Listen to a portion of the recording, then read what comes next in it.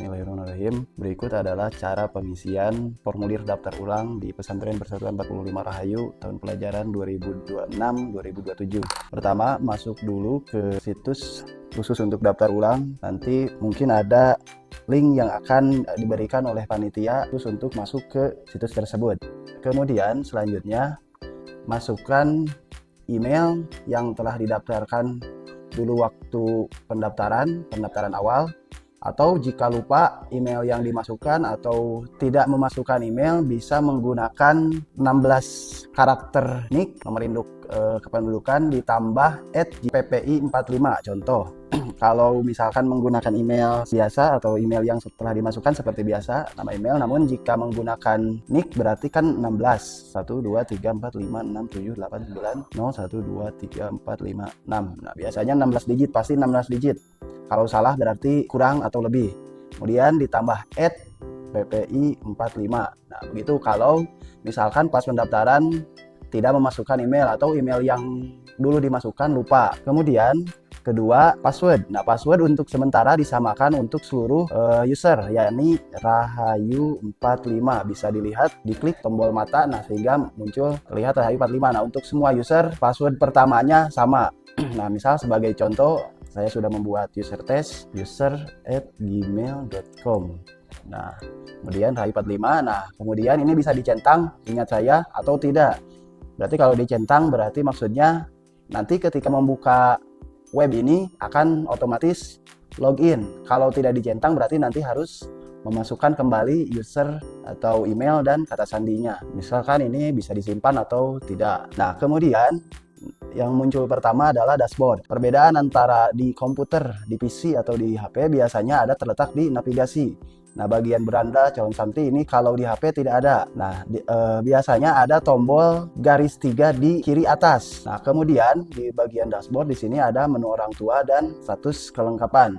Nah, ini sebenarnya ditujukan untuk HP, yakni tidak perlu menekan tombol garis 3. Jadi supaya lebih cepat. Misalkan edit identitas. Nah, langsung ke calon santri. Kemudian riwayat pembayaran ke pembayaran. Sama. Nantinya bakal sama calon santri pembayaran. Nah, selanjutnya hal pertama yang perlu dilakukan yaitu melengkapi identitas calon santri. Pertama, masuk ke navigasi calon santri, kemudian pilih santri yang akan diedit. Misal Bapak Ibu memasukkan atau mendaftarkan 2 santri, nanti bakal muncul 2 orang santri. Nah, di sini sebagai contoh 1, klik di mana saja, di foto atau di nama atau di bagian mana yang berhubungan dengan santri tersebut. Nah, kemudian akan muncul halaman terangan secara keseluruhan, yakni kelengkapan data. Di sini dimunculkan data yang masih belum terisi. Nanti kalau sudah diisi bakal berkurang. Kemudian di bawah ada riwayat biaya, maksudnya riwayat pembayaran yang harus dibayar. Kemudian terakhir riwayat pembayaran. Nah, ini adalah pembayaran yang sudah dilakukan. Nah, untuk pertama langsung ke pengisian biodata. Nah, tekan edit biodata. Nah, akan muncul form pengisian biodata lengkap. Nah, pertama upload foto, kemudian nama lengkap sesuaikan dengan kakak dan seterusnya, tanggal lahir, tempat tanggal lahir, jenis kelamin dan lain sebagainya. Kemudian kalau setelah diisi, tekan selanjutnya. Nah, kemudian masukkan nama ayah, nama ibu, nik ayah, dan seterusnya. Nah, untuk biodata, kemudian form ayah, kemudian keluarga, ini sebaiknya merujuk ke kartu keluarga. Kemudian setelah form keluarga, nanti ke form alamat. Nah, kalau tidak ada perbedaan dengan kakak, sebaiknya alamat menggunakan yang tercantum di kartu keluarga, kecuali sudah pindah atau berbeda. Nah, kemudian terakhir data asal sekolah. Nah, asal sekolah ini bisa merujuk ke rapot atau surat-surat dari sekolah, biasanya ada di bagian kop. Misal sudah beres, di akhir jangan lupa untuk menekan tombol simpan. Nah, selanjutnya pembayaran. Untuk pertama, saya melihat petunjuk. Pembayaran ini dimaksudkan untuk orang tua yang akan melakukan pembayaran via transfer. Nah, sementara untuk orang tua yang akan membayar secara tunai bisa dilakukan pada tanggal 11 April. Nah, jadi maksud form ini adalah untuk menyimpan bukti pembayaran.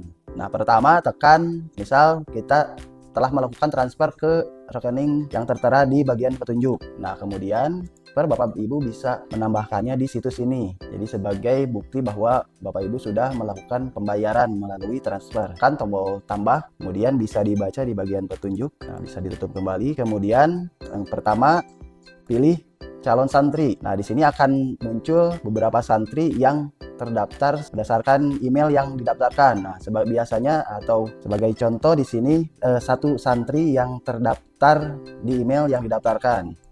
Nanti mungkin ada 2 yang berbeda. Kemudian jadi pilih nama santri yang akan dilakukan pembayaran.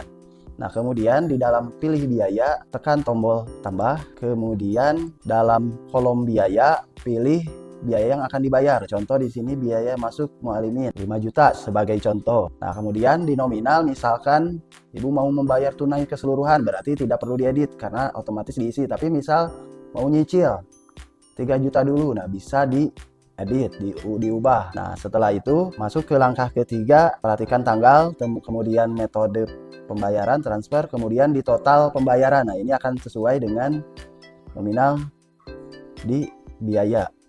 Jadi ini maksudnya bisa jadi ada 2 pembayaran berbeda. Nah, nanti kan akan dijumlahkan.